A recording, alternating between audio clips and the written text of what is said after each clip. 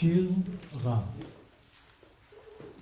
זה שיר רע. השיר הזה רע. הוא אפילו לא סתם רע. השיר הזה נורא, נורא במיוחד. השיר הזה חסר כיוון, אומנותי, הוא לא מחדש כלום, אין בו שום דבר צעיר, שונה, רענן. הוא דורך באותה נקודה שבה דרכו אלפי שירים לפניו, אבל מצליח, במרכאות, לא לשמר שום מסורת, לא לציית לאף אידיאולוגיה, לא להימנות על שום אליטה, לא להשתין לאף מזרקה. בכל מה שהשיר הזה מנסה להשיג, הוא כושל. ובכל מקום שבו הוא מנסה להיכשל, הוא מצליח. להיכשל? בכל מקום שבו הוא מנסה להעביר מסר קוהרנטי, כל אחד מהקוראים יבין משהו אחר. ובכל מקום שבו הוא מנסה להעביר משהו אחר לכל קורא, כולם מבינים בדיוק את אותה הנקודה. השיר הזה כל כך נורא, שהוא הופך את כל אלו שסביבו לטובים יותר. ומדובר על שיר שמתכחש לרלטיביזם. כל השירים בעולם יודעים שהשיר הזה הוא ליגה אחרת של גרוע. ובאותו רגע מבינים השירים האחרים שהם לא הכי גרועים. ואתם הרי יודעים כמה ביטחון זה נותן לדעת שאתה לא הכי גרוע. והשיר הזה הוא כל כך גרוע שמפרסמים אותו בכל כתבי העת, בתור דוגמה לפואטיקה של כתבי העת המתחרים. השיר הזה כה נורא שמלמדים אותו בכל סדנאות השירה. הוא כל כך מחריד, השיר הזה, עד שאין בו אפילו מילה מיותרת, כי כל תוספת, כל השמטה, כל שינוי צורה, יעשו אותו פחות נורא. מחקר הסמיוטיקה שואל, מה הופך שיר לשיר? ומה מבדיל בין שיר ללא שיר? ויש אדם אחד שכתב דוקטורט על השיר הנורא הזה, ומאז לא מחלקים יותר דוקטורטים בסמיוטיקה. כי אין מה להוסיף, פשוט אי אפשר לכתוב שיר נורא מזה. נסו לכתוב שיר גרוע כמו זה, לא תצליחו. כי אם תקדישו מחשבה לנסות לכתוב שיר רע כזה, כבר כשלתם. השיר הזה לא שווה מחשבה. ואם תמתינו לרגע של השראה שלילית קיצונית, שוב כשלתם, מפני שאין שליפה שתניב שיר כה נורא. שנייה, הפסקת פיפי, וכבר ממשיך.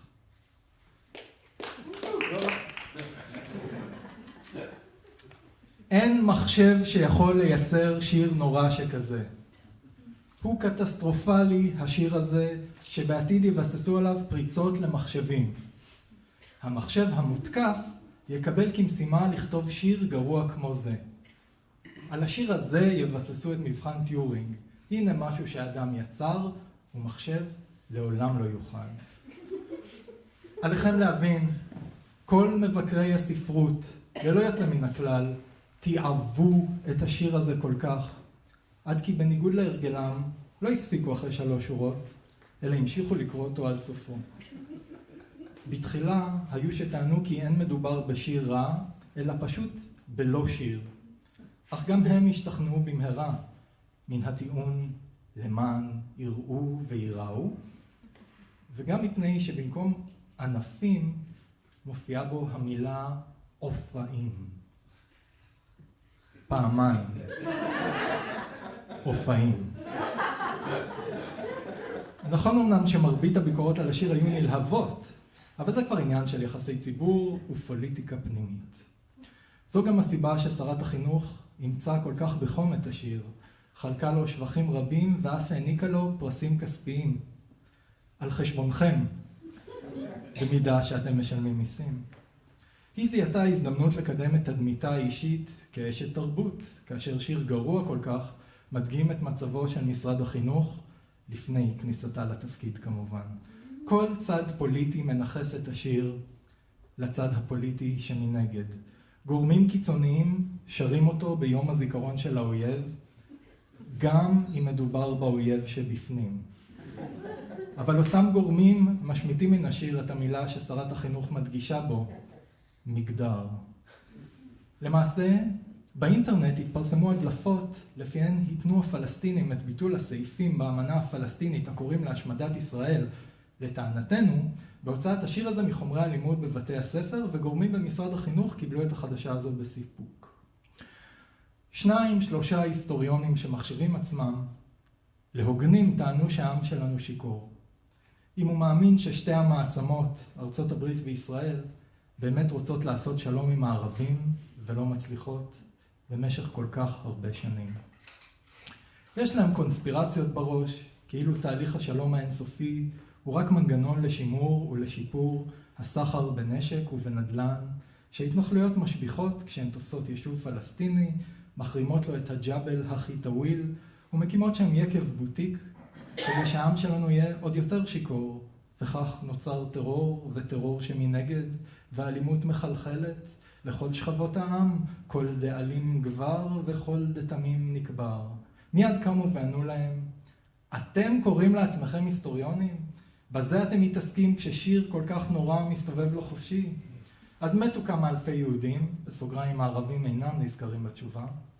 בשואה לא מתו, אז הפרו קצת זכויות אדם. מה קרה? מי מת? כשאדם נפטר, כמה סובלים מכך? 10, 100, אלפים. כאן מדובר בשיר רע שמכתים תרבות שלמה. אין אדם שלא מסיים את חייו, אבל הכתם של השיר הנורא הזה לא יימחה לעד. אחרי אושוויץ, לכתוב על זילות חיי אדם במקום לתקוף שיר רע, זו ברבריות. מפני שהשיר הזה כל כך נורא, עד שאפילו הטיוטה שהסתיימה בשורות, השיר הזה כל כך נורא, אנא קבלו את התנצלותי שלכם, כאן נכנס שם של משורר מאסכולה מתחרה, גרועה פחות מן התוצאה הסופית. השיר הזה רע.